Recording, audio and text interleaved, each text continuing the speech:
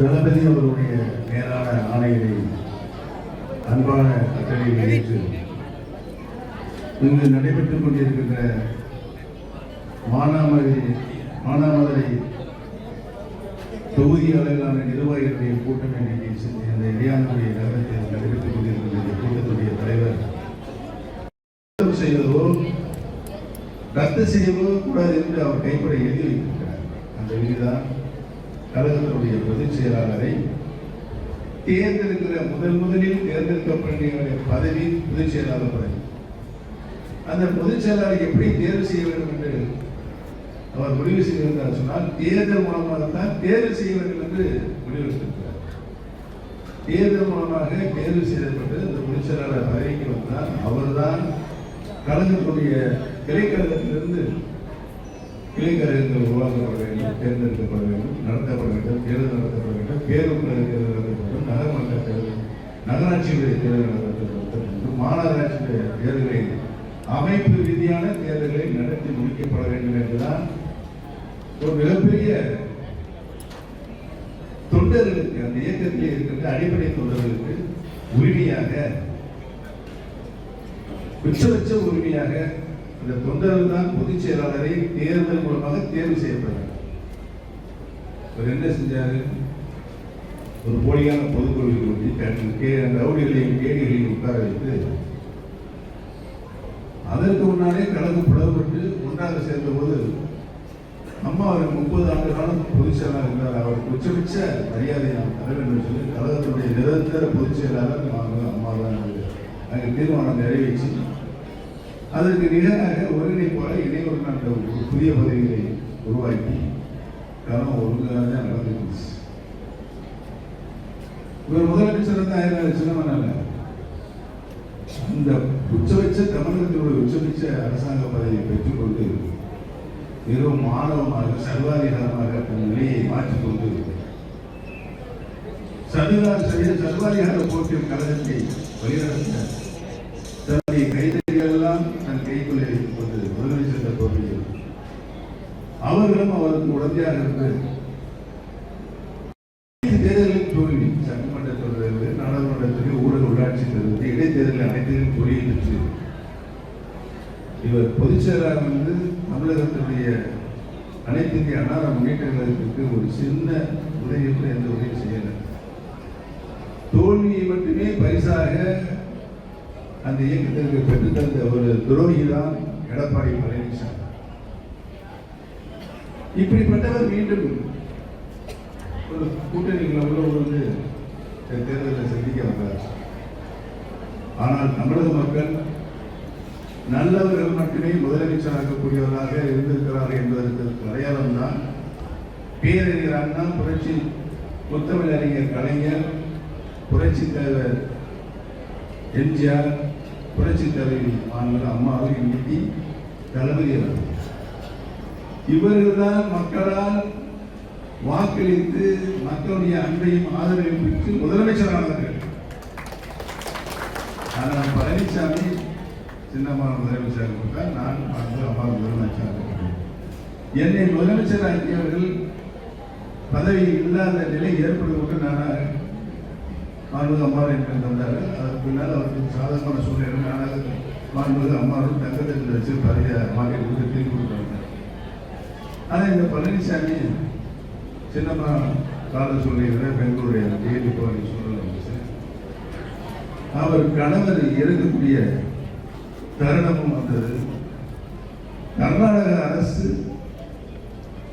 தமிழ் பெண்கள் 16ஆம் நாள் அவருடைய சடங்குகளை முடிக்க வேண்டும். 30 நாட்களுக்கு பிறகு அவர்கள் வெளியேறி வர முடியும், குடும்பத்தில் வெளியே வர முடியும். அப்படி ஒரு இயற்கை நம்முடைய தமிழக பெண்களுக்கு இருக்கிறது. கணவனை இழந்த எங்களுக்கு கர்நாடக அரசு கடன் கொடுத்த முடிவெடுத்த பிறகு பழனிசாமி இதற்கு கருதி வருகிறார். 3 நாட்களுக்கு மேல் நீங்கள் பரவல் கொடுக்கக்கூடாது. எவ்வளவு கல்லஞ்சக்காரர் என்பதனை தனக்கு முதலமைச்சர் பதவியை கொடுத்த அம்மாவையே கரவல் கொடுக்கிறார், லீவு கொடுக்கிறார் சொல்கிறார். கடிதம் இருந்த ஒரு மோசடியான ஆள் தான் பழனிசாமி. ஆரம்ப கட்டத்தில் தனது பங்காளியை கூட எப்படி அவர் நடத்தினார்கள் என்பதனை அவரை காப்பாற்றியவர்கள் எல்லாம் இன்றைக்கும் இருக்கிறார்கள் என்று எடுத்து சொன்னார். இது ஒரு புறம். இன்னொரு புறம், நம்முடைய கழக தலைவர் முதலமைச்சராக இன்றைக்கு பொறுப்பேற்றிருக்கிறார் என்று சொன்னால் மக்களுடைய முழு நம்பிக்கையை பெற்று 2021 தமிழகத்துடைய முதலமைச்சராக பொறுப்பேற்ற நாளிலிருந்து இன்று வரை நாட்டை பற்றியும் நாட்டு மக்களை பற்றியும் சிந்திக்கிற ஒரே முதலமைச்சர் இந்தியாவிலே தமிழ்நாடு முதலமைச்சர். எந்த சூழ்நிலையும் தமிழ்நாடு தலை எங்கள் மக்களை நான் காப்பாற்றுவதற்கு மாநிலத்தின் சுயாட்சி, இந்த சுயாட்சியை பெற்றுத் தருகிற முதலமைச்சராகத்தான் என்னுடைய பணிக்காலம் இருக்கும் என்று சூழ்நிலைத்து நீங்கள் எவ்வளவு பெரிய அச்சுறுத்தலை எங்களுக்கு தந்தாலும் சரி, இந்தியாவில் 38 மாநிலங்கள் இருக்கு. 38 மாநிலங்கள் இருக்கின்ற மக்கள் மத்திய தொகுப்பிற்கு வரி எடுத்திருக்கிறார்கள். அரசின் மூலமாக மத்திய அரசு அந்த நிதியை பெற்று அந்த தொகுப்பில் செயல்படுத்துகின்ற முதலமைச்சராக நம்முடைய மாணவர்கள் தளபதி அவர் வழங்கிக் கொண்டிருக்கிறார்கள் என்பதை எண்ணுகின்ற பொழுது இந்த இயக்கத்தை நாங்கள் எங்களை இணைத்துக் கொண்டது மிகப்பெரிய பெருமையாக மிகப்பெரிய வருத்தத்தை நாங்கள் இருந்தோம். உழைத்தவனுக்கு உரிய மதிப்பு இல்லை. நீங்க சொல்லுங்க, அவங்க சொல்ல மாட்டாங்க. ராய்மலருக்கு உதவித்துறை மாதம் 1000 ரூபாய். அது தேர்தலுக்கு முன்னால எவ்வளவு உயர்ந்து கொடுப்பாரு என்பது ஒரு கருத்தை அறிவிப்பாரு. 5000 ரூபாயை மொத்தமாக வங்கி கணக்கில் இரவோடு இரவாக போய் சேர்த்து வரணும். தாய்மாருக்கு தெரியாது. அப்படி ஒரு இன்ப அதிர்ச்சி கொடுக்கிற நிர்வாகமாக முதலமைச்சராக நம்முடைய முதலமைச்சர். இது மட்டுமல்ல, தமிழ்நாடு தொழில் வளர்ச்சி ஒரு மாநிலம் பெற வேண்டும் என்று சொன்னால் தொழிற்சாலைகள் மிகுதியாக உருவாக்கப்பட வேண்டும். தொழிற்சாலைகள் உருவாக்கப்படுகின்ற பொருள்கள் வெளிநாடுகளிலிருந்து வெளிநாடுகளிலிருந்து அவர்கள் விற்கப்படுகிற பொழுது வருமானம் வரும். அந்த வருமானம் நாட்டுடைய வளர்ச்சிக்கு பயன்படுத்தப்படும் என்ற சூழ்நிலையில் பொருளாதார வளர்ச்சி. இந்தியாவில் மத்தியில் ஆண்டு கொண்டிருக்கின்ற அரசு தொழில் வளர்ச்சியில் பொருளாதாரத்தில் அடைந்த வளர்ச்சி 8% கீழே. ஆனால் முதலமைச்சர் அவர்கள் தமிழகத்தை இந்த 5 ஆண்டு கால அவருடைய பொற்கால ஆட்சியில் பொருளாதார வளர்ச்சி 11.08% உயர்த்திய பெருமை பாசத்தோடு வாழ வேண்டும் என்றுதான் அவர் அனைத்து நிலையிலும் இருக்கிறார். எந்த நிலையிலும் மத்தியில் இருக்கிற ஒன்றிய அரசு அச்சுறுத்தினாலும் உனக்கு நான் நிதியை தரவான்னு விரட்டினாலும் அதை பற்றி கவலைப்பட மாட்டேன். அவருக்கு இருக்கிற ஒரு வைராக்கிய உணர்வு என்ற நிலையை இன்றைக்கு ஆண்டு கொண்டிருக்கின்ற தமிழக மக்கள் என்ன நினைத்துக் கொண்டிருக்கிறார் என்று சொன்னால், தொடரட்டும் ஸ்டாலின், தமிழ்நாடு வெல்லட்டும் என்ற மனநிலையோடு இன்றைக்கு மக்கள் வாழ்ந்து கொண்டிருக்கிறார்.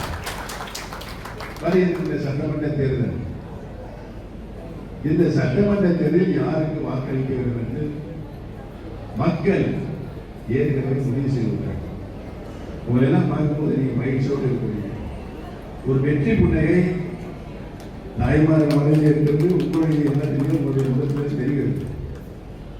நீங்கள் தேர்தல் கால பணிகளை 2 வருஷத்துக்கு மேலே தொடங்கிவிட்டீங்க. தேர்தல் கால பணி அடிப்படை பணிகளிலிருந்து வாக்குச்சாவடிக்கு வாக்காளர்களை அழைத்துக் கொண்டு வாக்களிக்கின்ற நிலையை உருவாக்குகின்ற பணியை தளபதி அவர்கள் உங்களுக்கு சொல்லி கடமையோடு நீங்கள் அந்த பணியை நல்ல பயிற்சியை பெற்றிருக்கிறீர்கள். ஆலையே தேர்தல் வந்தாலும் அனைத்து பெருமக்களும் திராவிட முன்னேற்ற கழகத்தினுடைய ஆதரவை தந்து மீண்டும் திராவிட முன்னேற்ற கழகம் தான் ஆட்சி அமைக்கின்ற நிலையை உருவாக்க தயாராக இருக்கிறது.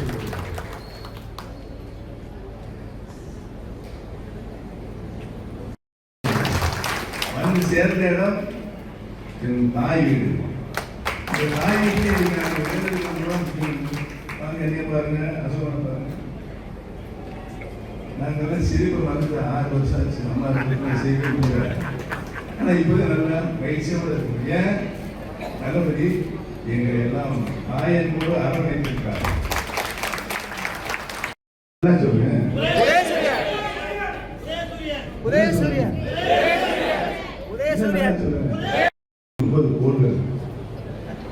9 கோள்கள் ஞாயிறு, திங்கள், செவ்வாய், புதன், வியாழன், வெள்ளி, ராகு, கேது. இதுல ரொம்ப பவர்ஃபுல் கோள் என்ன? சூரியன். சூரியன் பவர்ஃபுல். அந்த சூரியன் 8 கோளையும் ஆட்சி இருக்கு. ஆக இந்த சின்னத்தை அண்ணா எப்படி கண்டுபிடித்தார் என்றே தெரியாது. அவர் ஒரு பேரையராக இருந்ததால் இந்த சின்னத்தை அவர் கண்டுபிடித்து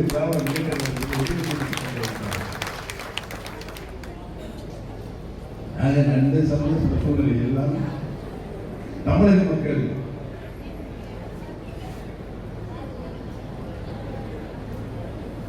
சொல்லுங்க. தொடரட்டும், தொடரட்டும், தொடரட்டும். தமிழ்நாடு, தமிழ்நாடு